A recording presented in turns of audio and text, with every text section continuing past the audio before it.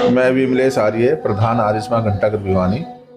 आज आर्य समाज घंटाघर भिवानी के द्वारा अमर हुतात्मा स्वामी श्रद्धानंद जी का बलिदान दिवस, जो कि 23 दिसंबर 1926 को बलिदान उनका हो गया था, उनकी स्मृति में आज ये कार्यक्रम रखा गया है।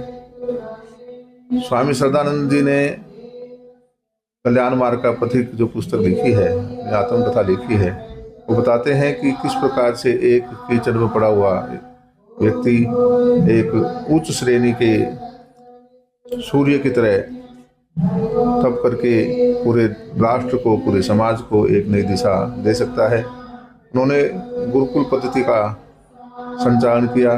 गुरुकुल कांगड़ी जो विश्वविद्यालय है, ये उन्हीं की देन है। लॉर्ड मैकाले की शिक्षा का विरोध किया। आज हम देख रहे हैं कि जो हमारी भारतीय संस्कृति है वो लुप्त हो रही है। इस समय में गुरुकुल पद्धति का और अधिक प्रभाव होना चाहिए। हमारी जो सरकार है वह भी नई राष्ट्रीय शिक्षा नीति में संस्कृत को बढ़ावा दे रही है। मैं समझता हूं कि महर्षि दयानंद के जो सपने थे कि वेद के प्रचार प्रसार के लिए हम कार्य करें, तो स्वामी श्रद्धानंद जी जो पहले मुंशी राम जी थे, जो एक एडवोकेट थे, उन्होंने उस सब स्थिति को छोड़ते हुए प्राचीन वैदिक संस्कृति के लिए कार्य किया और अंग्रेजों को भारत से विदा करने में उनका एक बहुत बड़ा योगदान है। मैं समझता हूँ कि यदि हम उनके बताए मार्ग पर चलें तो ये राष्ट्र पुनः अपने वैभव को प्राप्त होगा। आज हमारे कार्यक्रम में जो मुख्य वक्ता है वे आर्य प्रतिनिधि सभा हरियाणा के महामंत्री श्री उमेश सिंह जी शर्मा हैं और महेंद्रगढ़ से महाशय बंसी राम जी भजनोपदेश करेंगे और यज के द्वारा ये कार्यक्रम का शुभारंभ किया है। मैं इस अवसर पर देश निवासियों को यही कहना चाहता हूँ कि हम अपने वैदिक मूल्यों को पुनः स्थापना की ओर अग्रसर हों। आर्य समाज महर्षि दयानंद की 200वीं जयंती वर्ष मना रहा है। माननीय प्रधानमंत्री महोदय जी ने इस का उद्घाटन किया था। पूरे देश में ही नहीं, विदेशों में भी 31 देशों में आर्य समाज का ये कार्यक्रम लगातार चल रहा है। अगर हम वेदों की बात करें तो युवा पीढ़ी अगर वेद के रास्ते पर चले तो ब्रह्मचर्य का पालन करते हुए, इन नशे का तो विषय नहीं था। आर्य समाज ने बीड़ी, सिगरेट, चाय, कॉफी तक भी निषेध किया है और आज हम नशे को शराब से भी आगे बढ़ गए। मैं देखता हूं कि विवाह शादियों के अवसरों पर लड़कियां भी नशे के साथ डांस करती हैं। हुक्का जो एक बार बीच में बंद हो गया था, विवाह शादियों में हुक्का बार लगने लग गए। युवा पीढ़ी को मार्ग अगर प्रशस्त किया जा सकता है तो वह आर्य समाज और वैदिक शिक्षा है जिसके द्वारा युवा पीढ़ी बच सकती है। नहीं तो मैं समझता हूँ जैसे पंजाब पूरा नशे में चल रहा है, वैसा ही हरियाणा भी पड़ोसी राज्य होने के नाते से सरकार भी चिंतित है और हम सब भी चिंतित हैं कि किस प्रकार से युवा पीढ़ी को बचाया जाए।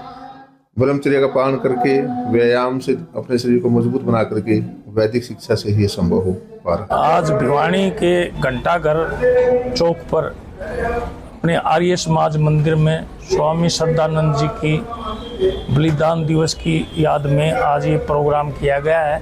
इसमें हवन यज्ञ और मंत्रोच्चारण चला है।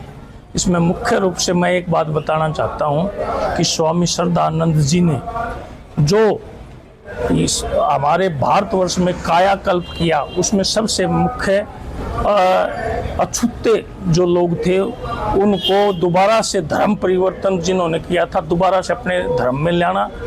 दूसरा, जो महिलाओं की शिक्षा का कांगड़ी गुरुकुल उस जमाने में स्थापित किया, जहां एक उच्च स्तर की शिक्षा दी जाती थी। उन्होंने शिक्षा के साथ साथ जो शराब और मांस, मिट्टी और बीड़ी सिगरेट के खिलाफ पूरा मुहिम चलाया। उस जमाने में अंग्रेजों के खिलाफ पूरा मुहिम चलाया। यहाँ तक कि अंग्रेजों ने कुछ लोग वहाँ गुरुकुल कांगड़ी के अंदर उनके पुलिस वाले भेजे और वहाँ पता किया कि यहाँ क्या कुछ हो रहा है। तो वहाँ पर धर्म की रक्षा के लिए वेद शास्त्रों का गुणगान किया जाता था और उन्होंने अपने जीवन में इतना बदलाव ला करके पूरे देश को एक नई दिशा दी, जिससे कि आज स्वामी जी को 99वें बलिदान दिवस पर याद किया जा रहा है और पूरे भारतवर्ष के अंदर ऐसे महान सपूतों को याद किया जाना बहुत ज़रूरी है, ताकि आने वाली पीढ़ी इनसे शिक्षा ले सके। डॉक्टर रामफला आर्य, मंत्री आर्य समाज घंटाघर भिवानी है। आज जो है हम स्वामी सदानंद बलिदान दिवस मना रहे हैं। हर वर्ष की बात ही बड़े धूमधाम से इसको हम मनाते हैं। तो स्वामी सदानंद वास्तव में एक व्यक्ति ने होकर के एक संस्था थे। उन्होंने गुरुकुल पद्धति का संचालन किया, लॉर्ड मैकाले की शिक्षा पद्धति को एक तरफ रखते हुए और वैदिक सिद्धांतों को, वैदिक मान्यताओं की पालना के लिए गुरुकुल की स्थापना की। अपने 2 बेटों को वो एक जंगल में दे करके बैठ गए और वहाँ उन्होंने एक बहुत बड़ा गुरुकुल का कार्य किया, जो आज एक विश्वविद्यालय के रूप में काम कर रहा है। मदन मोहन मालवीय जैसे व्यक्ति भी उनसे प्रेरित होकर के उन्होंने बनारस में जा कर के स्कूल की स्थापना की। आज वो भी एक विश्वविद्यालय बना हुआ है। तो ये भारत सरकार का भी एक जन लोकुन्ना रहा है, मैं ये कहूँ कि उनको आज तक भारत रत्न की उपाधि नहीं दी गई, जबकि उनके आश्रम में पढ़े हुए या उनसे प्रेरणा लेकर के लोगों ने भारत रत्न की उपाधि प्राप्त कर ली, लेकिन स्वामी सदानंद को इस बात से आज तक वंचित रखा गया है। तो एक संस्था इस प्रकार वंचित रह जाए तो धीरे धीरे वो गुरुकुल पद्धति फिर जो है पतन की तरफ चली गई। और आज हमें उनसे शिक्षा लेकर के वेदों की तरफ लौट करके वेदों के विज्ञान को अपना करके नवयुवकों को प्रेरित करना चाहिए कि वो वहाँ से वैज्ञानिक शिक्षा प्राप्त करें और आगे बढ़े। कि भाई भारतीय संस्कृति को जानने के लिए हमें संस्कृत का अभ्यास, संस्कृत के वेदों का अभ्यास, उनके पर्यायवाची शब्दों को जानें, वहाँ से हम जो है ना शिक्षा की बातें निकालें, विज्ञान की बातें निकालें, डॉक्टरी की बातें निकालें और वो पर्यायवाची शब्दों के आधार पर हम जो है अपने संचालन करें सारी संस्थाओं का। तो निश्चित रूप से भारत दुनिया का अग्रणी होगा।